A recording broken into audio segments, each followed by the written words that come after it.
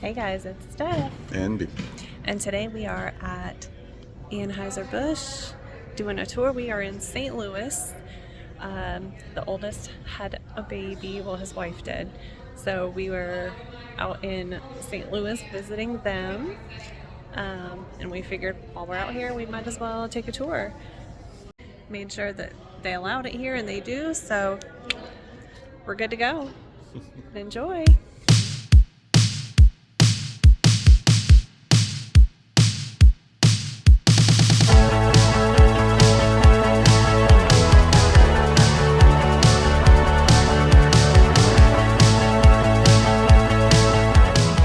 Nutcrackers, one for Mig Ultra, one for Busch Light, the Wagon, Bud Light, and the Budweiser. And we are being summoned for a tour, so we're going to head over. Beer Master Tour, and you're Got a gift store. From the Beer Master Tour is meeting to the left of our front desk. Cheers. My name's Hunter, so I'll be your guys' brewery ambassador today. So welcome to Anheuser-Busch St. Louis. It started with two men, Everhard Anheuser and Adolphus Busch. Everhard Anheuser was the first. He came into St. Louis about 1843. First 14 years here in St. Louis, he was in the soap and candle making. So in about 1857, he's gonna buy into the Bavarian brewery. At this point, beer's not like too big in America, like everyone's drinking and stuff, but about 3 years later, he actually buys the whole company, and he's going to rename the company Anheuser & Company. So it's around this time he meets a young Adolphus Busch. So Adolphus Busch was about 21 years old at the time, and he was actually working on the Mississippi River as a brewery clerk. After that, he's actually going to introduce him to his youngest daughter, Lily. So Lily's going to meet Adolphus, and they're actually going to get married. So he works for his father-in-law till about 1876. Him and his friend Carl Conrad, they come up with this new American-style lager called Budweiser. So that's going to be our flagship brand, as you guys know. So Budweiser is actually going to be the first beer you guys are going to be able to drink nationwide. So say you guys wanted a Budweiser, originally you would have had to come to St. Louis to get it, but this is going to be the first nationwide beer. It's going to be the #1 selling beer by 1878. Sadly though, 1880, Everhard does pass away, leaving his company to run for Adolphus. For the next about 37 years, I think it's the 1917. He passed away, and then he left it to his son after that. So about 2008, we were bought out by InBev, which is a German company. So now we are Anheuser-Busch InBev, and that's why we have places that are like, we produce beers like Stella Artois, Heineken, just like all those kind of overseas beers. But if you guys don't have any questions for me, if you guys are ready, we're gonna go see the horses first. You guys can just stop out and go right here. Yeah. So here's our horses. You guys can take pictures. We have about 170 of these guys in our herd, so we have the largest herd of Clydesdales here in North America. We keep about 50 here in St. Louis, spread throughout St. Louis, here at the brewery, and then at Grant's Farm, which you guys have visited before. And then we keep about the other 100 plus at our Warren Springs Ranch. So that was built about 2008. It is like for all of our babies or fairs. All the moms are going to be there too, so you guys are only going to see male horses that are in the hitch here on the grounds. So speaking of the babies, when they are born, they're going to be about 3.5 feet tall at the shoulders, and they're going to weigh about 150 pounds. So they're going to grow to be actually about 6 feet tall at the shoulders, and they're going to weigh 2 tons. So they're going to weigh 2,000 pounds. So they're pretty heavy, they're pretty big, as you guys know. But the way they get there is they're going to eat about 12 pounds of nutritionally balanced feed a day, 35 to 40 pounds of hay, and they wash down about 30 gallons of ice cold Budweiser. I'm kidding, it's obviously water. Oh, so pretty. Come on up, guys. Come on up. Okay, so follow me. I'm going to take you to the back wagon for a quick photo. Okay. And then you're free to wander Look, he's getting it down. Just do me a favor, please. Introduce yourself for me. Yeah. They shake. Not a little bit in your hair. This was built in 1885.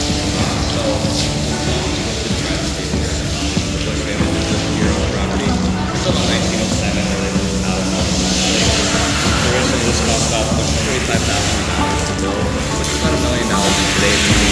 So that's kind of around this time around. So the reason it's all a lot bigger than it's all left, because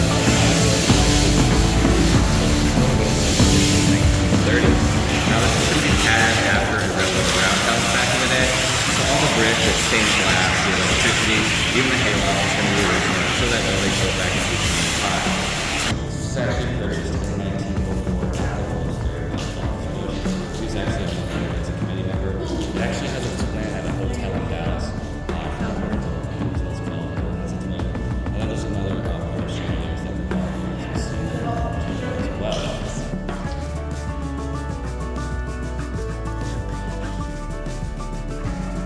So handsome.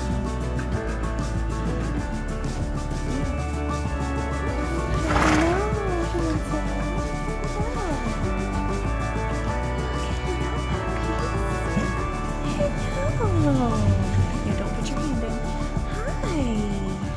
They're so beautiful. They're so much bigger than a typical horse. That's like one of the coolest things. Oh my gosh. Yeah. Like comparison. Yeah, I wouldn't want to clean up after them. Those things are like massive. I don't think I've ever moved. I know, they're huge.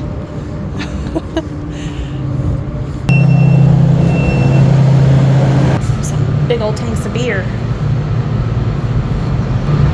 See how long they are, Liam? I don't know if you can see. I don't know if the video really captures how far back it goes, but This process, the brewing process, is only going to be for our blood production, blood pipes, and blood select, and blood light. It's a little bit of years down the road for this beach aging process. What this beach aging is essentially these beach chips right here that I'm holding in my hand. They're going to be layered on a 4.5 deep on all of these tanks that we have here on the property. They're going to be providing additional surface area for yeast to come in contact with beer. So if you guys put the beer in here with the yeast, without these, the yeast will kind of sit to the bottom and it wouldn't ferment that beer, it wouldn't get into natural alcohol, natural carbonation. So since we're putting these beetroot chips on there, that yeast is going to be feeding on those fermented sugars and creating an alcohol natural carbonation that you guys like. Now these tanks right here, these big tanks, they're going to be called blocker tanks. They're about 20 feet high, 20 feet wide. They go about 66 feet back. We got about 125 of them on the property here. And I always like to ask my tour groups who likes to drink beer. wow. Right? Yeah. Who can finish one of these tanks? For reference, there's a wall of fame right over here. No one's on it though. In there. No, I'm kidding. But, so, to kind of put it into perspective, it says 3,600 barrels. That's about 7,200 kegs. About 1.2 million 12-ounce servings. So it would take about 137 years, breaking a 24-pack a day to finish one of these tanks. So our next stop is going to be our brew house. You guys are going to get a little sample down there of beer. You guys want to get you guys a soda? Yeah. No, I promise. we can't go in there right now since I guess they're doing something. But so we have these stickers on here. So the Blues actually, when they won the Stanley Cup, they came and drank out of that tank. Oh wow. Yep. And then that far tank, that big Bush sticker is actually new. They used to have something else there, so I don't know about that. And then the one in the middle is just for it like has a sticker of our new like soccer team that we have in town in St. Louis City. And then the far is like Bud Light Legends. It's people who like did commercials for us for the Super Bowl and stuff like that. So pretty cool. Okay. One of them gave up and explodes. It would be a big mess It would to not clean be up. good. It would not be good. No, I don't think there's enough mops to clean Yeah. that up. A lot of beer.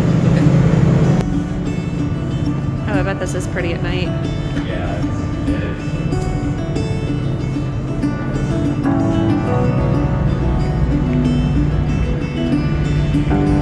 The tunnel we just came through. 1984. Not that long ago. It's not a very old tunnel. Building is so old.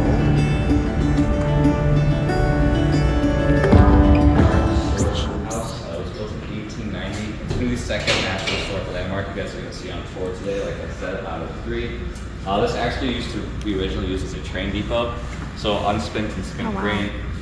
We loaded the bigger doors and then onto these. You guys will see how big these elevators are. It's actually kind of ridiculous. Yeah. But they're pretty huge elevators when I open them up here.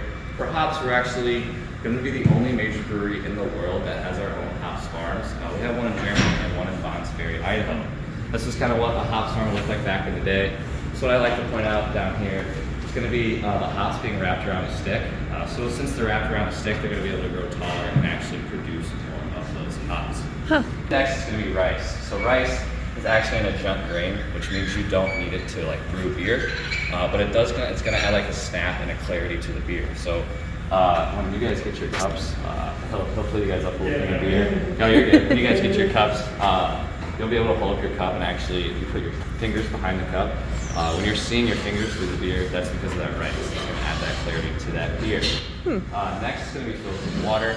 So we're gonna get our water from St. Louis. So they're gonna have it filtered for us already, but it actually does go through a multi-step filtration process here. And that's gonna be put through that process about 3 times before it's actually put into your beer.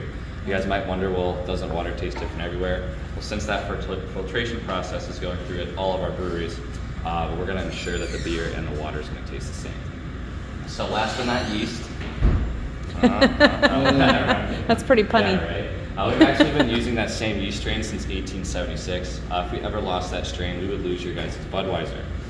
So super important for us to keep that strain. So we're gonna send a keg of this yeast about every week to be DNA tested at all of our breweries. We actually have a yeast culture plant here to ensure that we are not gonna lose that strain for you guys. So that's gonna be it for this stop. We are gonna go upstairs and see a couple of these brewing processes. You guys just see the mashing tanks, straining tanks, and the brew kettle. So it is a pretty cool stop up there. But yeah, you guys should go ahead and just follow me. Oh wow. That's so cool. Look at the stairs. Go ahead and look around on top. Oh my gosh. It's a pretty quick stop. Okay. I'm gonna keep my finger out of the view. So this is going to be the 3rd floor of our house. Like I say, you guys can look around, take So those pictures. pretty. But we'd like to take you guys up here and just show you guys Look how high up it a couple goes. of what our brewing process steps is going to look like. This counter here in front of the beer masters would actually taste it. To ensure that, but that's where we're going to heat up that wort with those tops before we send it down. Last but not least, the chandeliers we were talking about. These are going to be the 4-story hotline chandeliers that were purchased back in 1904, as well as the ones in the, you can see it goes all the way up there. They're pretty beautiful. cool. But purchased at the World Fair as long as the ones in the Clydesdale stables. Wow. You guys can look around, take some more pictures.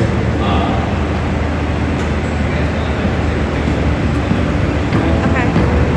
Yes, these were purchased at the World's Fair. Very cool. You said this is 1890, so over 100 years old. Okay, yeah, I saw the bridge we walked through, or tunnel, it was like 1991. That one's not that old to us. They just blow your mind. We went in that door and came out that door. Isn't this good? It's teleportation. The beer getting to you? It's that fresh. It's potent. Cheers, the last sip of our beers.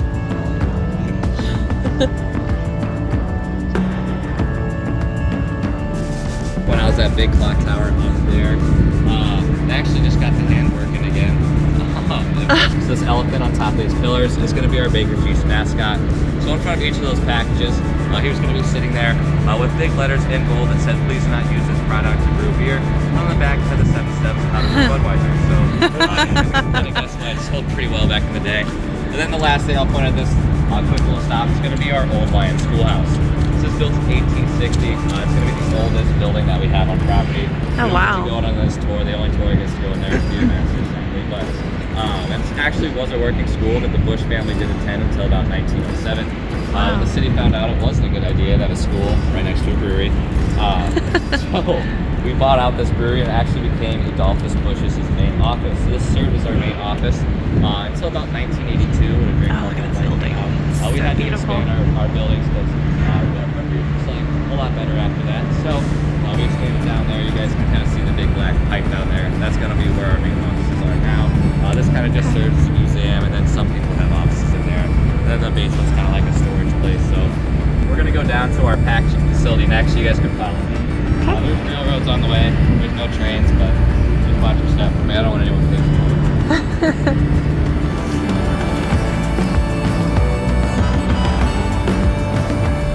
I see the arch over there. Kind of see it between the trees.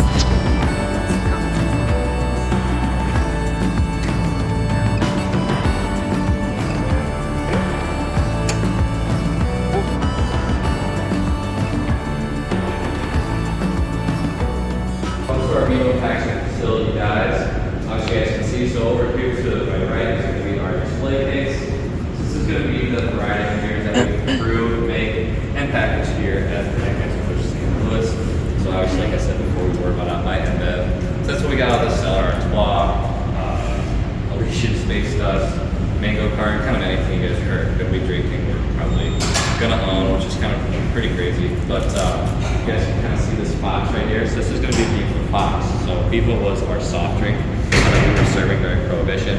However, it did only last 1 year, so only from about 1920 to 1921, because apparently it tasted like carbonated milk. So it was not very good. But we do like to keep things historic around here. So I don't know if you guys noticed when we were walking in, but he was also perched up kind of on the corners of the building as well. So that's gonna be Bevo with Fox. I think we're there, Liam. I know. Looks like they're packaging Budweiser today. So pretty cool. Oh, wow. Yes, this is gonna be our bottle line 34, our 6-4 bottle line. You guys are in the 7-4 doing the silver of Cool. that. Look at all those bottles. Name life of the bottle here at Anheuser-Busch. It's gonna start then with our rinser and our filler. So obviously before we put any beer in our bottles, we're gonna rinse them out with that purified water to ensure they're gonna be clean before we're gonna fill them up. So after that rinser, it's gonna go straight to our filler. So our filler is there, like with the orange or tins you guys are seeing kind of over there. So our filler fills about a rate of 1,300 bottles per minute. And those bottles are gonna be instantly crowned to preserve that natural carbonation. So none of that carbonation gets out of that beer. So right after crowning, it's gonna go right down here in front of you guys. Where this kind of these handlebars are. This is going to be our pasteurization tanks. So pasteurization is actually going to be the most important part of our brewing process here at Anheuser-Busch. It's actually going to ensure that beer can travel without being refrigerated. And how it's doing that is we're going to be shooting about 130-degree water on all of those bottles to ensure we're killing off any of that unwanted yeast in that beer. So it's not going to ferment that beer any more than it would after it's already been fermented and used for aging. And that primary fermentation that I was talking about earlier. Fun fact about pasteurization in St. Louis, we've actually been pasteurizing our beer while being pasteurizing our milk. So we have our priorities in check. But after pasteurization, you guys can kind of see this lazy river of beers. So what's happening here is we're going to be letting those bottles dry off after we shoot that water on them. About 75% of the beer that we make has already been bought. So our storage room will only ever be about 25% full. However, if it were to be full, we'll fill about 850,000 cases of beer. Like I said, this is going to be the last stop of our tour. If you guys want to go on the escalator, you guys are getting a day fresh bottle of beer right up here though. I hope you guys had a really good time. You guys were fun. I know it's a smaller tour, but we started with steel and made our way to that aluminum. So pretty cool. But well, safe travels to you guys. We're going to be going down that elevator or escalator. We'll get on that trolley you guys saw outside, and we'll just bus up there, and then I'll get you guys some soda or whatever, and after you guys get your day fresh beer.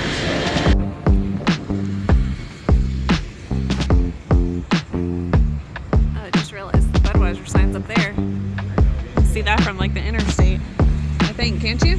See it from the interstate? Up there? Yeah. I know, it worked out.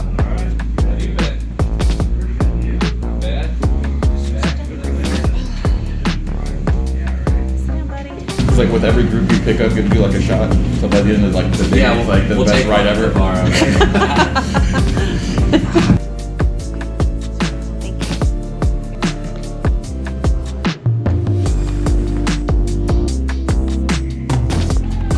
don't mind mango cart.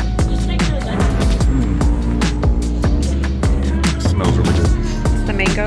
Yeah. So they do this thing called the beach bum. Half big wave and half Big wave. I got soda for you guys over here if you guys want it. Liam, you want some soda? That's awesome. So this one is the big wave. Brian got the mango car. It's really good. Good. And then we also got day fresh beer, bottled. As of warm. today. But Yep, not- as of today. By the time you watch this video, maybe a year? It's not gonna take me a year to upload the video. You guys saw it first. Got to see where they make the beer, package the beer. Glad we were able to do this. I hope you guys enjoyed the video. But we'll see you next time. We'll see you around when we're wandering around.